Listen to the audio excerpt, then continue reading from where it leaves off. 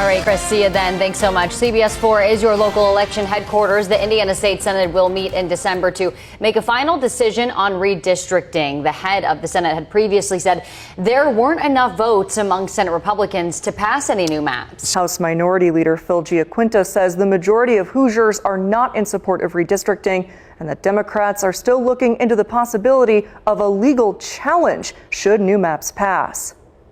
To try to call us back in, frankly, I'm offended by that. And I think it's taking cues from folks out in Washington, D.C.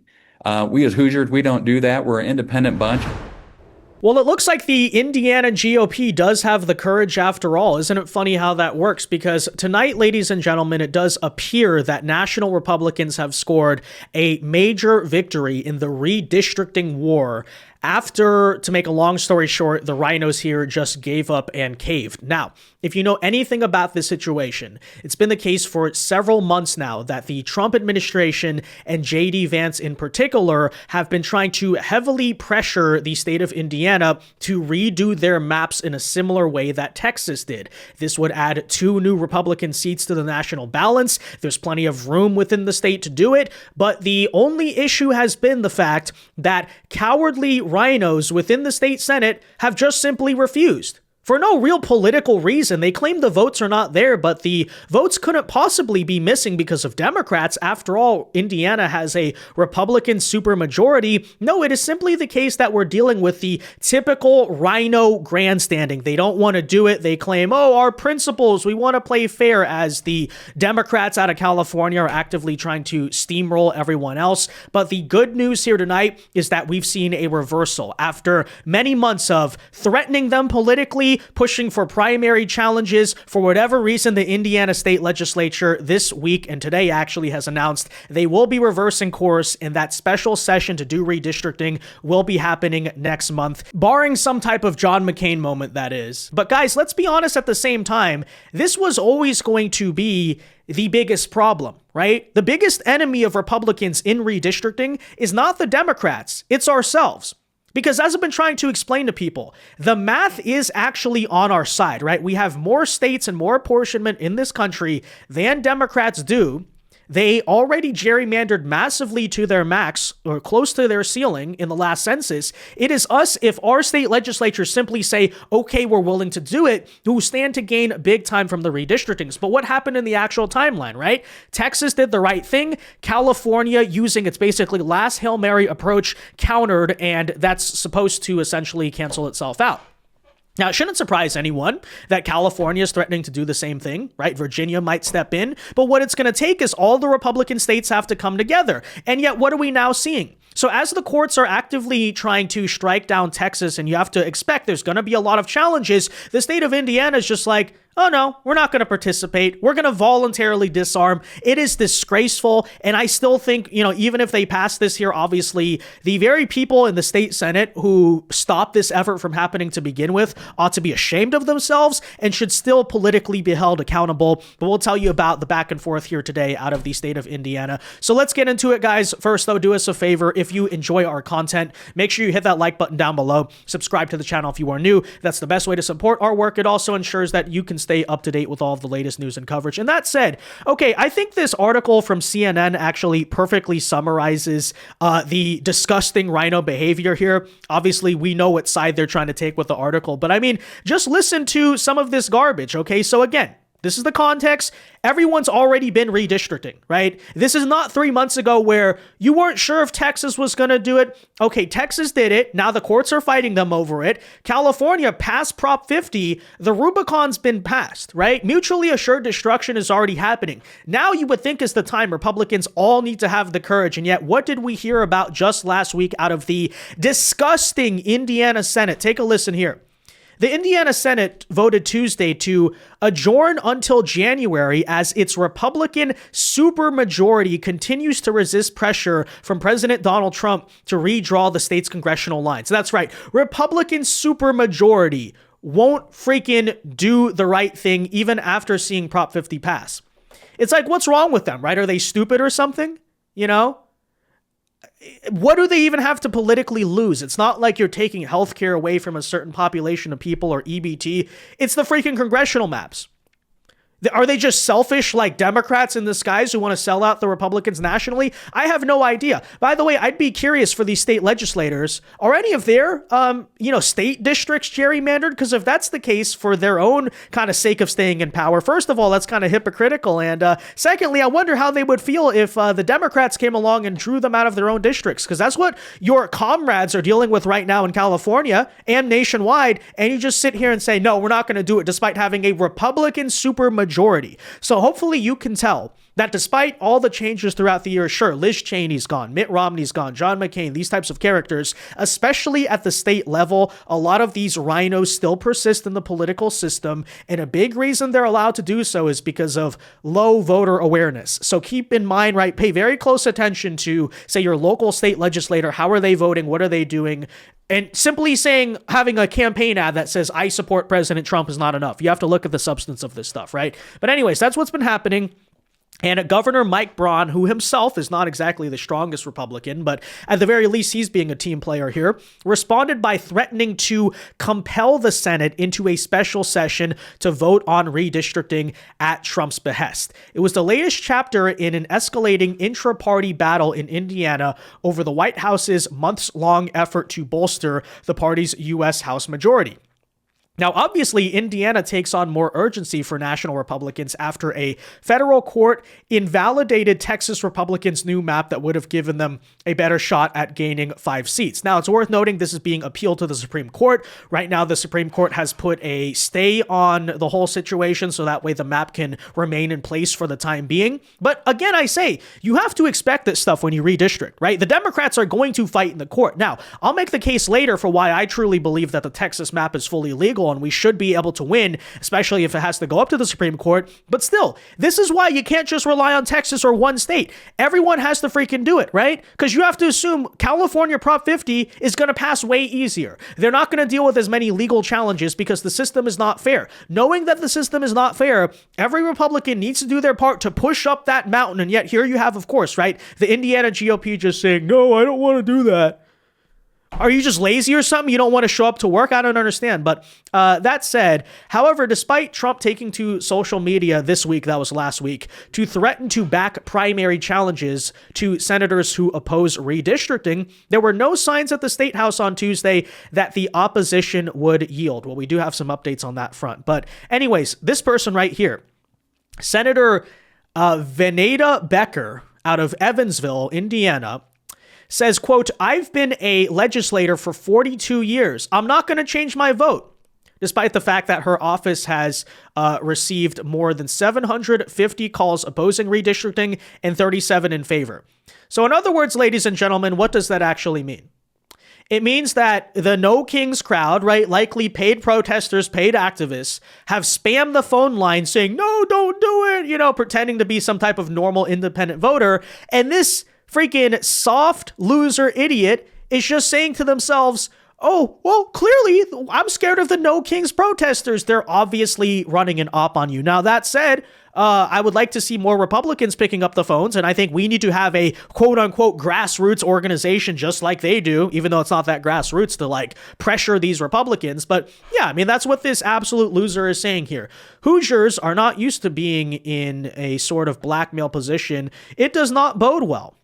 Yeah, I don't even know what that means. But anyways, lawmakers gathered in Indianapolis for Organization Day, the long-planned ceremonial start to the 2026 legislative session. Now, the Senate voted 29-19 to meet again on January 5th, a vote that implicitly rejected Braun's call for a redistricting-focused special session. Now, here's the thing, right? The Indiana Senate could try to make the excuse that, oh, well, we'll talk about redistricting back in January. Let's push it down the road. But of course, here's the issue. We're trying to have these maps in 2026. That's November. You're going to get started on this in January? Okay, even if you pass it as the first thing you do, again, we are the Republicans, okay? The judiciary is not fair to us. We cannot operate under the assumption it will be. So you have to expect you're going to see legal challenges. You're going to have to give it at least like a 3-month cushion in order to sort it out in court. And that's exactly the whole point, right? They want to run out the clock so that way they can say they tried to do redistricting, but we lost in the courts. It just didn't work. It wasn't able to happen. All stupid excuses. Okay. Anyways, this is all primarily coming from Senate President pro tempore Rod Bray. Keep in mind, that name Bray, it's going to come up a lot, right? A Martinsville Republican who infuriated Trump when he issued a statement saying the Senate does not have enough votes to pass the new maps and told reporters on Tuesday that the adjournment vote was fairly indicative of the vote that you would have, might have seen if the Senate had voted on new congressional maps. Yeah, 29-19 against it. So I asked, first of all, how can you have a Republican supermajority? Supermajority. We're not asking some like 51-49, majority right now. Supermajority. And you can't get the votes to pass 51% for redistricting? Like, that's actually insane, right? Tells you a lot. And by the way, why exactly is the Senate president here, who he's in charge of his Republican caucus, right? Not trying to do a more organized effort to whip up those Republican votes, because that's part of your job as, say, a Speaker of the House, the Senate leader, whatever. But anyways, that said, Trump went on here to say, unfortunately, Senator Rod Bray was forced to partner with Democrats to block an effort by a growing number of America First senators who wanted to have a vote on passing fair maps. Now I am left with no choice than to explore all the options at my disposal to compel the state Senate to show up to vote, said Braun here. Mike Braun said, the governor there, in a statement. I will support President Trump's efforts to recruit, endorse, and finance primary challengers for Indiana senators who refuse to support fair maps. Trump took to Truth Social to call him a RINO. So yeah, you had all this, and to make a long story short, just a week after threatening primary challenges and even the kind of squishy governor still stepping in and saying, okay, I'm going to be a team player here on the MAGA side, we did just get the announcement tonight, ladies and gentlemen, that indeed the Indiana House will be convening on Monday to begin redrawing the congressional map, and the Indiana Senate here is basically going to be overridden because the special session that they've been wanting will be happening after all. Take a listen to those details. All new here at 4. Indiana state lawmakers plan to meet on Monday to discuss state redistricting. The announcement came just after 1 this afternoon, but it's coming with some objections. State House Speaker Todd Hudson says that he has the votes to support Mike Braun's call for redistricting during the regular session, but State Senate President Pro Tem Rod Bray says the votes are not there and the Senate will not be in session Monday. They will instead meet a week later on December 8th. Previously, members of the state Senate faced threats after rejecting the governor's call for a special session on redistricting. This comes after months of pressure from the Trump administration to redraw the district maps to favor Republicans. Yeah, so as you just heard there, the Indiana Senate will no longer be able to stall this process until January. They will be meeting next month, and we'll see how those votes actually do come through. Okay, I mean, it was the big, beautiful bill, it's the same garbage. All these Republicans always grandstand and say, I'm not going to vote for it, but under enough pressure, and you do have to do it, right? Especially on the RINOs for their RINO causes, sometimes the political pressure is enough to get that job done. Now, I'd have to assume, if you're one of these Indiana RINOs, what purpose could you possibly have in not voting to support this, okay? So what do you have to lose, first of all, if you do vote for it? Basically nothing. You're in a super deep red state. As I said, sure, the Democrats might be angry at you, but it's not exactly an issue like healthcare or EBT where you'll see this mass uprising by the constituents. But on the flip side, okay, so say you don't vote for redistricting, and that's going to be a public vote. Now, President Trump, the national leader of the Republican Party, already said he's going to primary you. He has way more resources, by the way, than your tiny little campaign. But then secondly, even if you want to say, okay, I'm a state legislator, how much can Trump really get involved? Even now the governor, who historically has been kind of a RINO, right? Very squishy, but even he is now saying, I will also support calls to primary you because this is ridiculous. What is the point of it, right? Are you just voluntarily choosing to commit political suicide here? It doesn't actually make any sense, okay? But that said, I do want you to take a listen to this other news report that covers the redistricting situation, because it does kind of implicitly tell you here who these RINOs are answering to. And let me tell you something, it's clearly not Republican voters. Check it out. Rapidly approaching, no redistricting bill has yet been introduced. in the Indiana House. This is kind of the, as we say, the come to Jesus moment in the next couple weeks. State Representative Craig Haggard says he anticipates a vote to redistrict will take place in the House, a vote that at this time has not been guaranteed. And it really is getting down to the wire, so one way or the other, I think, definitely prior to Christmas, we'll know what's going on. Indiana House Speaker Todd Houston says there are enough votes in the caucus to pass new maps. But political science professor Laura Wilson says even if that happens in the House, there's no indication the measure would survive in the Senate.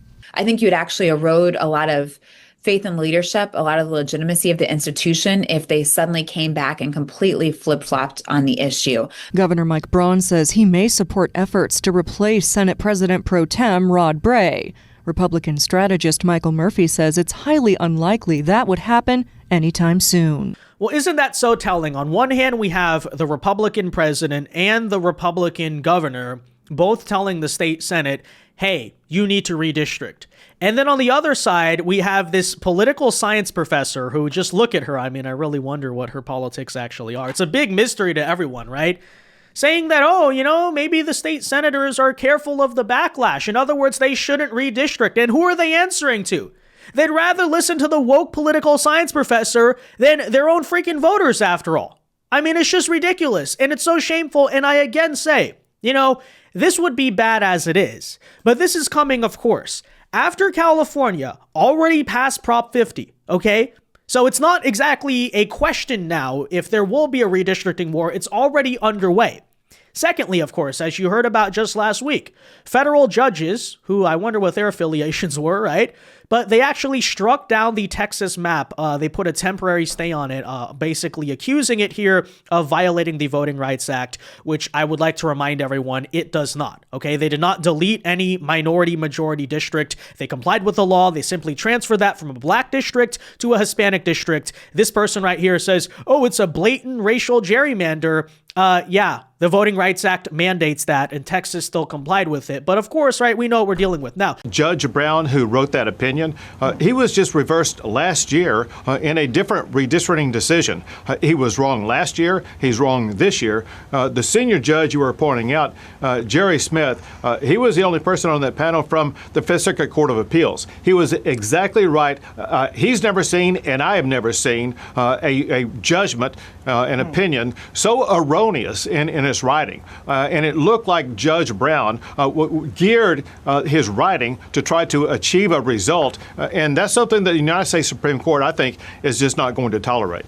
The good news here is that the Supreme Court did step in and, as I said in the beginning, right, reverse that decision, and Texas can now use the maps temporarily as this court case goes on. But I again say, okay, you think California's map is going to get challenged? You think of Virginia, now a blue state, fully in the legislature, right? You think if they do redistricting that a court's going to challenge it there? No, absolutely not, right? It's only us because we understand, right? We're fighting kind of a rigged system, which is why I repeat, we need all hands on deck, okay?